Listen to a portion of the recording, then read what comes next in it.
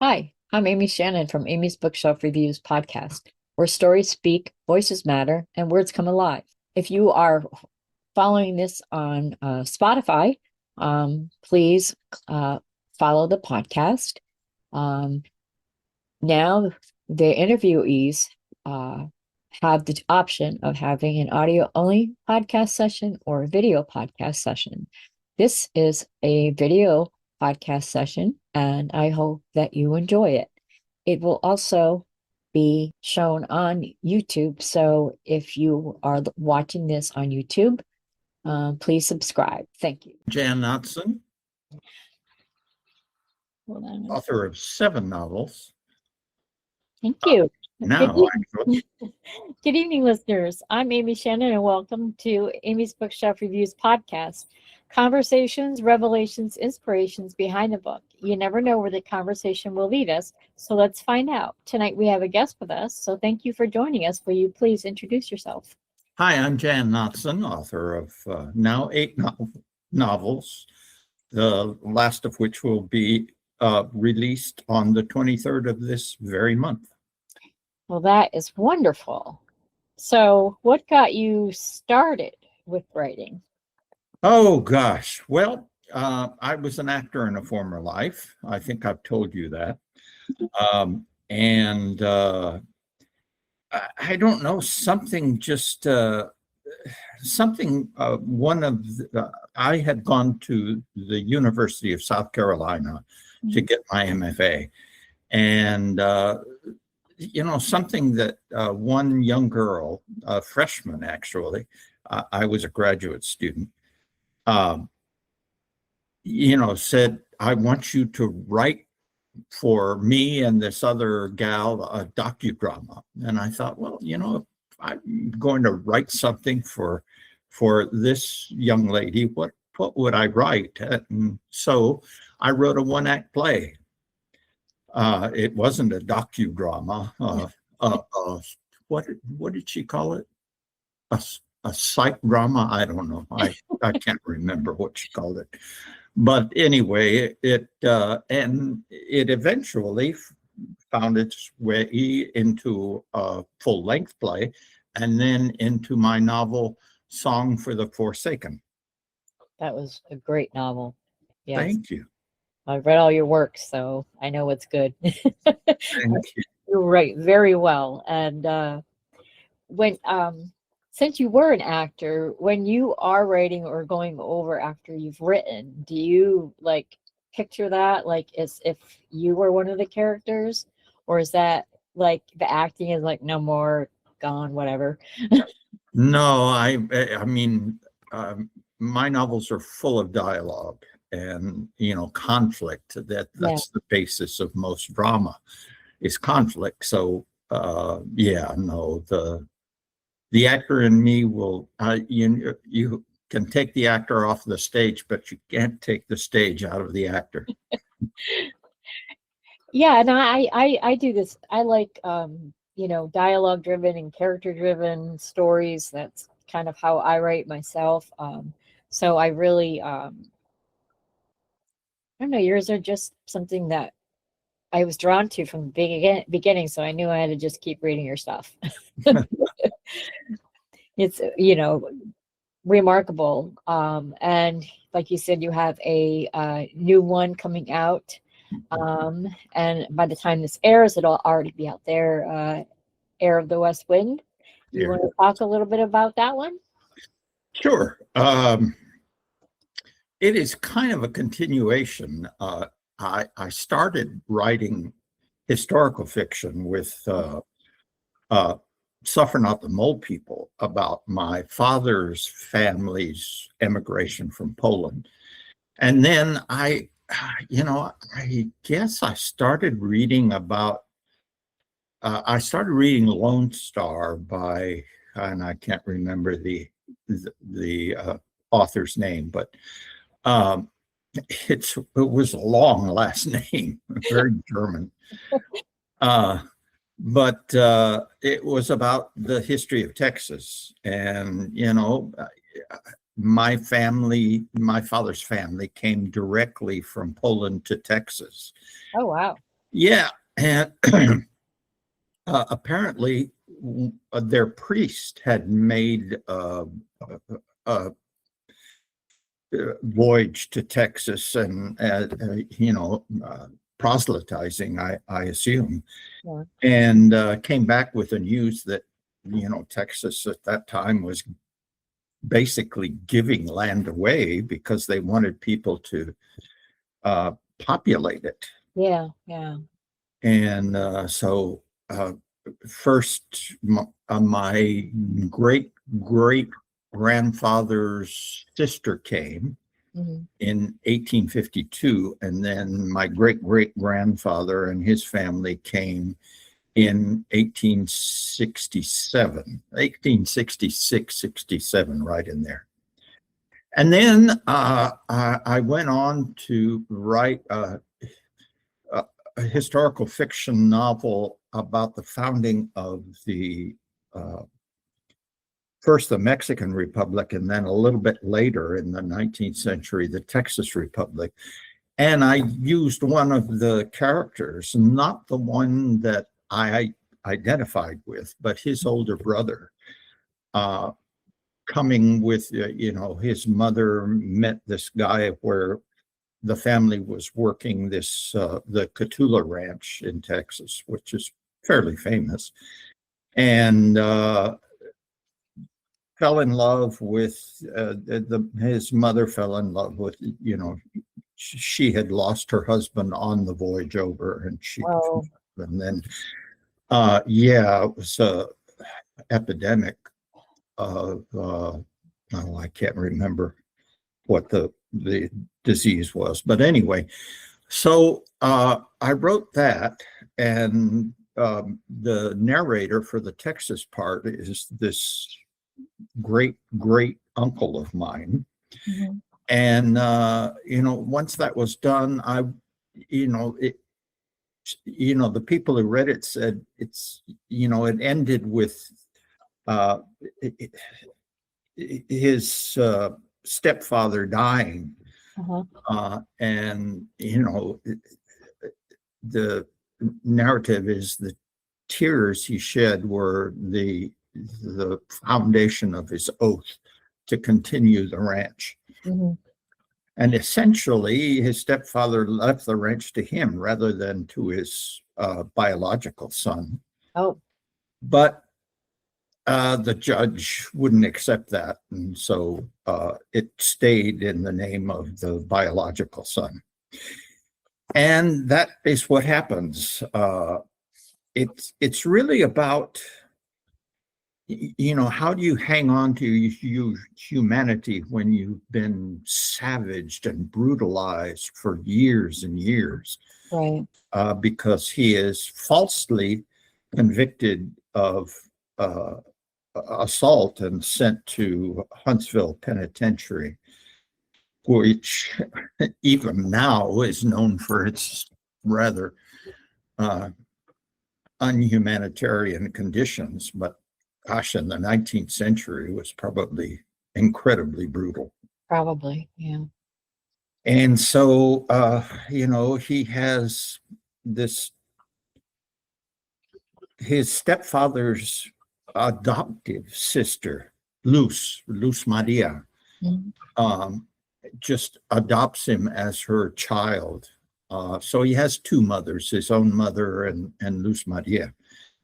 And Luz Maria has left a diary that he swears, once he has passed away, he swears he is never going to look at, but it keeps drawing him and keeps drawing him. And it's about the battle between keeping your cynicism, your protective armor of cynicism, and letting it go.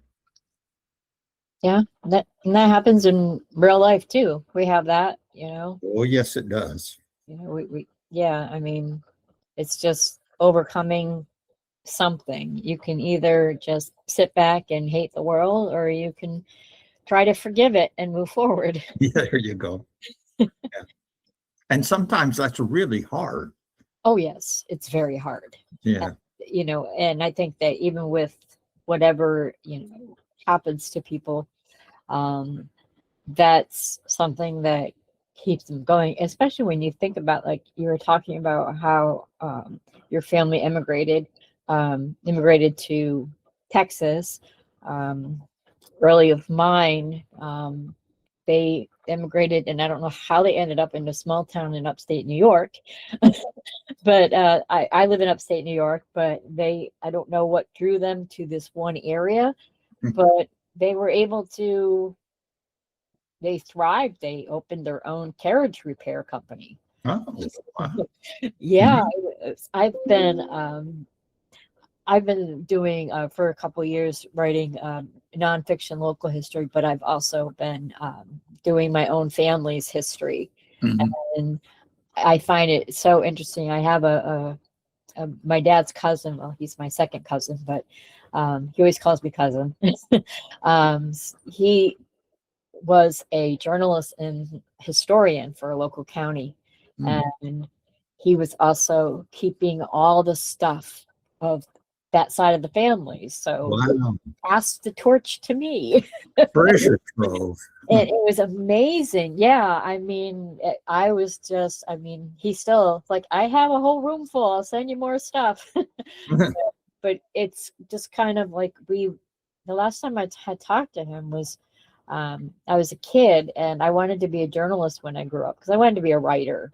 And I was thinking, oh, to be a writer and make money, you have to be a journalist. That was my thinking. So I interviewed him over the telephone for a school project.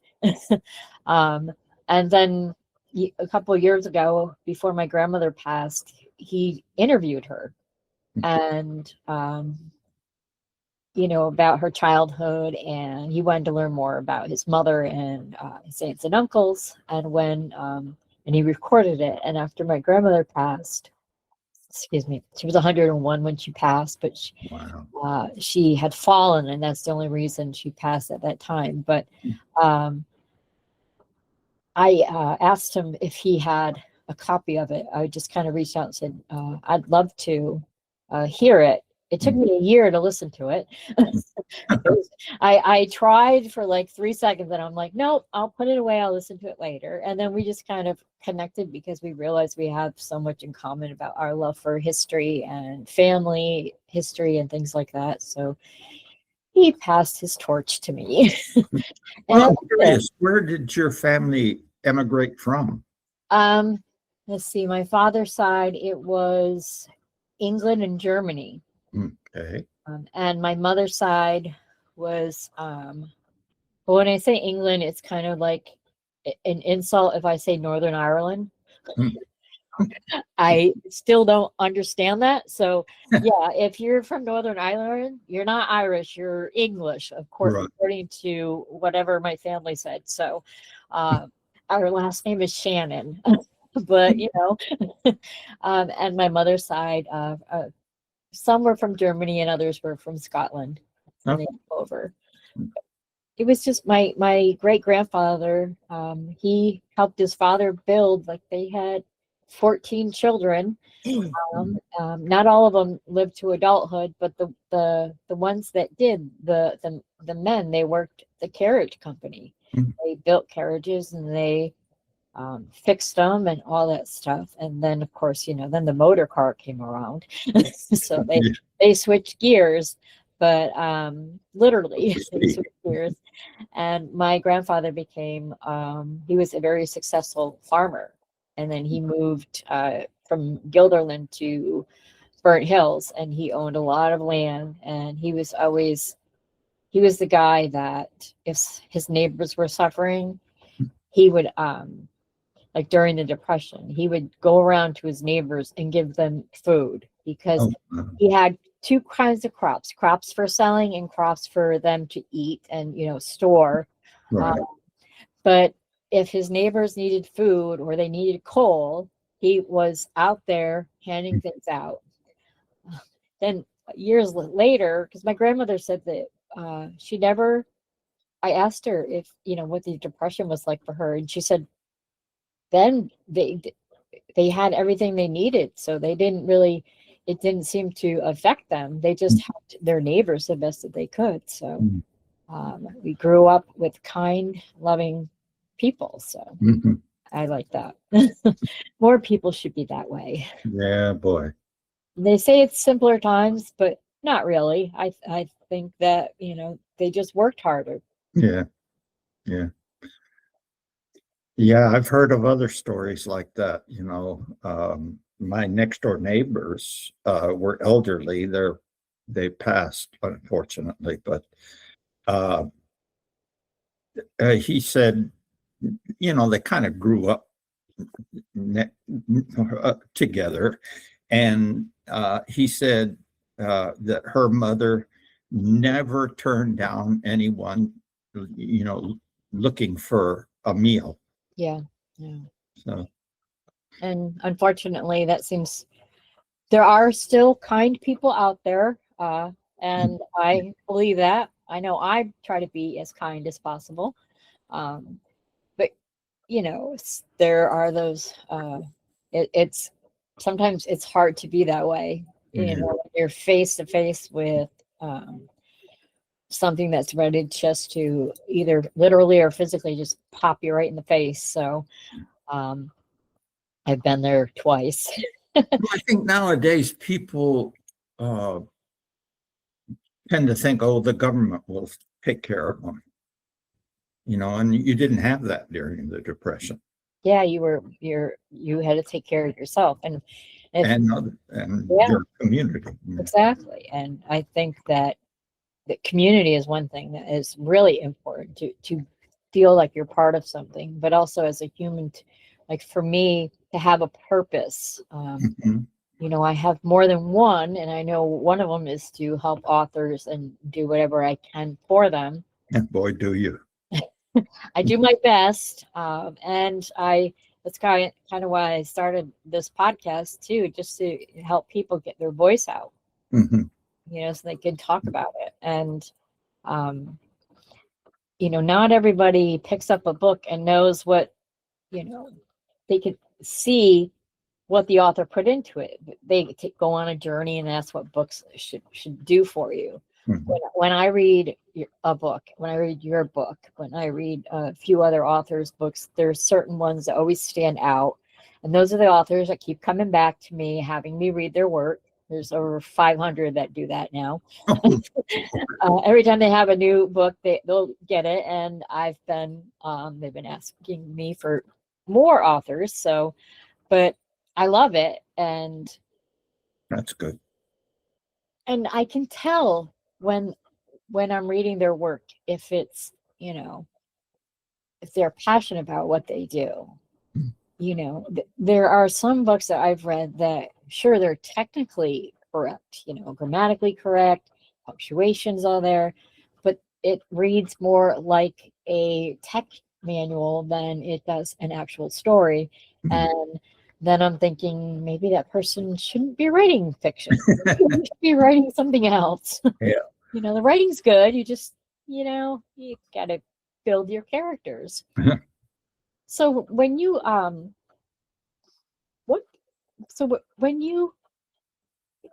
wrote your first book, and then now this is number 8, correct? Correct. Do you ever go back and look at what you've written before? Well, I happen to be a member of the Charlotte Writers Club, Mhm. and we have an open mic night at a coffee shop. And so I read my work out loud to people. Oh, that's wonderful. Being an actor, people are like, wow, how do you do that?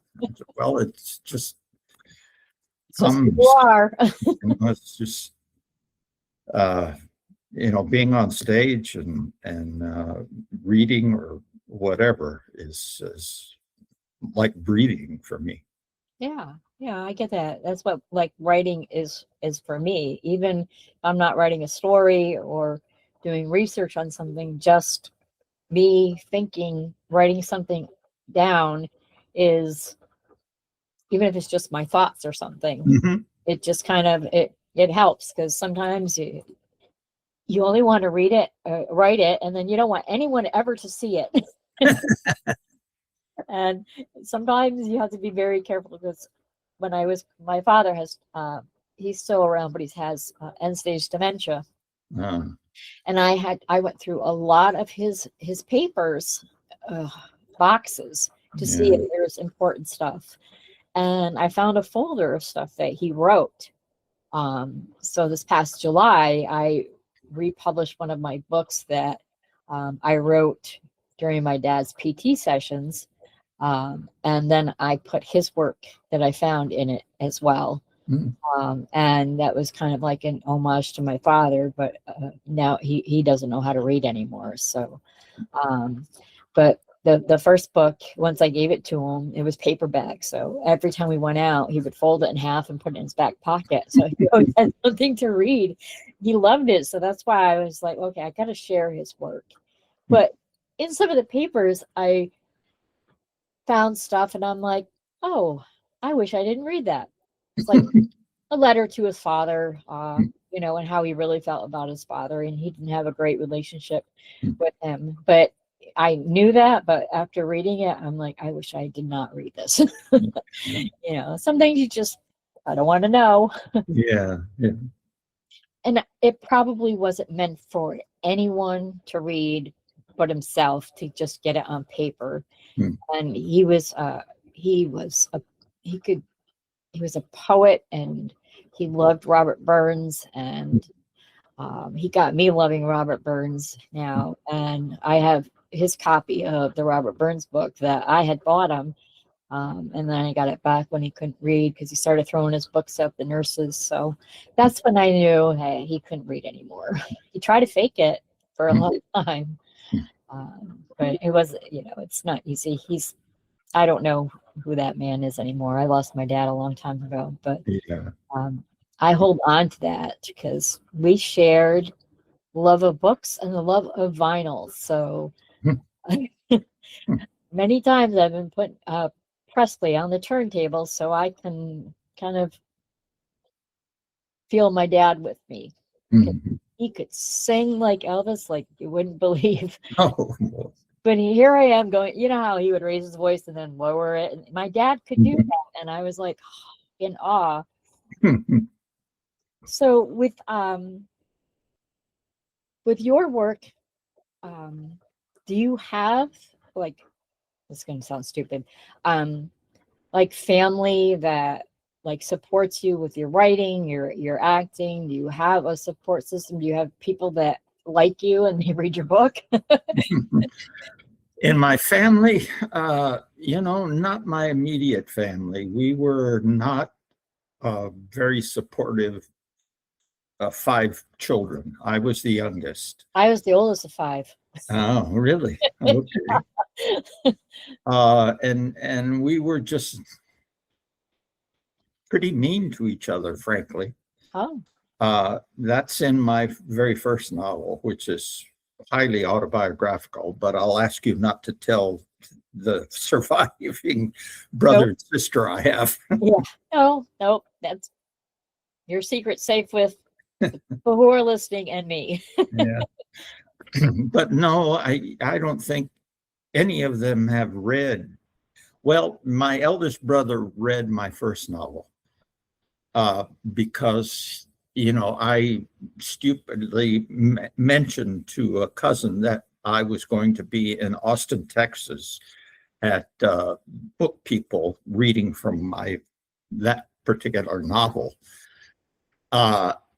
And my brother, and he would not come to the reading. And I think it's because, what he read about himself. And I was so, oh my gosh, what did I do? He's probably like, that is me. But we got to be friends. Was I close to the 2 who have already passed? People say you and Peggy were close, and I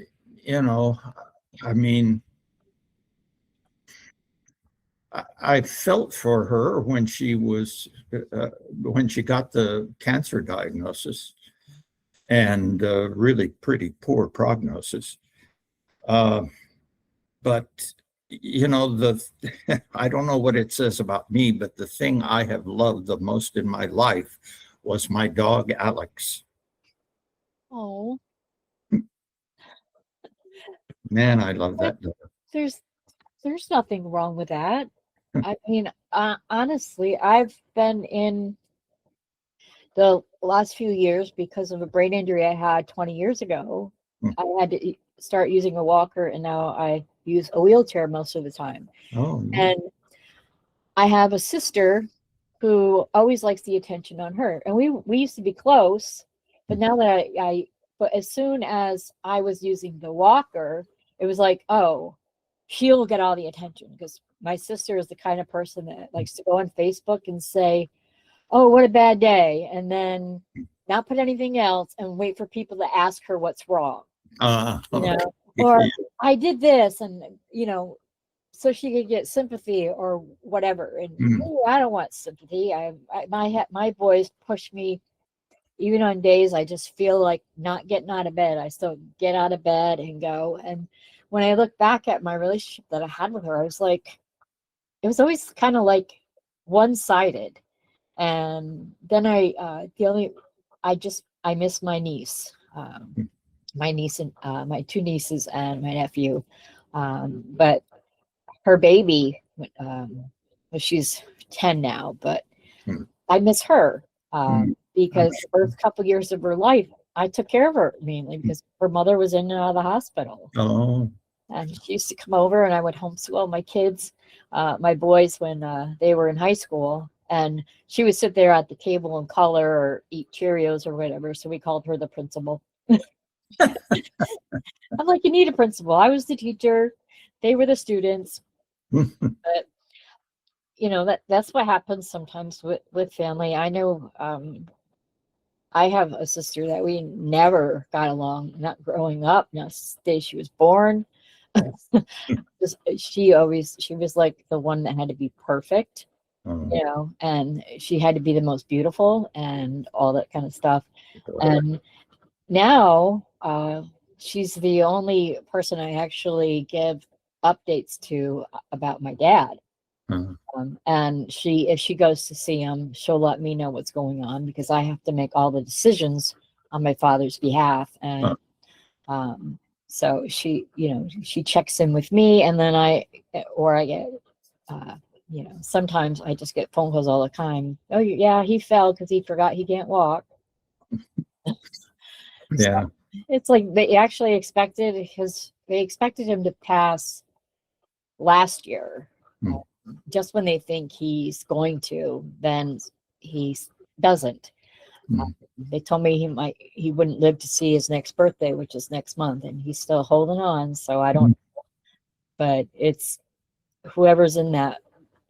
It's not my dad anymore.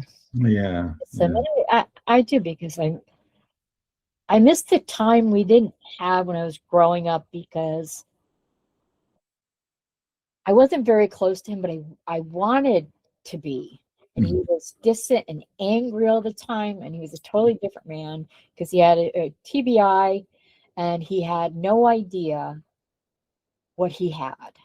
Mm. When he was a child, he was run over by a car Oh. 3 times, ran over, backed over, ran over again. He almost died. He literally had a traumatic brain injury, but um, once he came out of the coma, he was almost back. My grandmother said he was almost back to normal. He acted like he was angry a lot, but it was because he couldn't remember stuff. He had lost a lot of his short-term memory. Uh, And we knew that as he got older, and once he realized what was wrong with him, it took him, he wanted to figure out what was wrong. So he went and got a degree, associate's degree in psychology, just so he would figure out what was wrong with him. I mean, that's the kind of person he was. He was very intelligent, socially awkward. He told bad jokes, but I got them. well, that's interesting because I majored in psychology and it was to find out what was wrong with me. Yeah, I found a lot of his notes, and he wrote everything down because so he could remember. And Mm. I do that now because my memory goes in and out. I remember 20 years ago what I was doing, but what I did yesterday, I couldn't tell you. Oh boy. I read probably, Yeah, I'm sure you did. but yeah, so I carry my dad with me, and Mhm. he used to call me his memory. Mm. Uh, During COVID, the doctors had a fit because my dad insisted on me being in the same room with Mm. him. And they're like, why? Because you got to wear your mask and all these protocols. And my dad's like, because she's my memory. And then they didn't say anything else. They didn't give him a hard time any other time. Most of the time you couldn't go in there.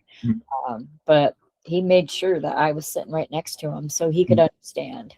Mhm. But, I think too with, you know, sometimes all you need is support from an animal. Mm. I was thinking about that. I had a bad day the other day, and my only grandchildren have fur. um, my son Robert and his husband, they have a dog. He's a cockapoo. His name is Hyper, and Robert asked me if he could bring him over on Saturday, and it just made my day. Oh, yeah.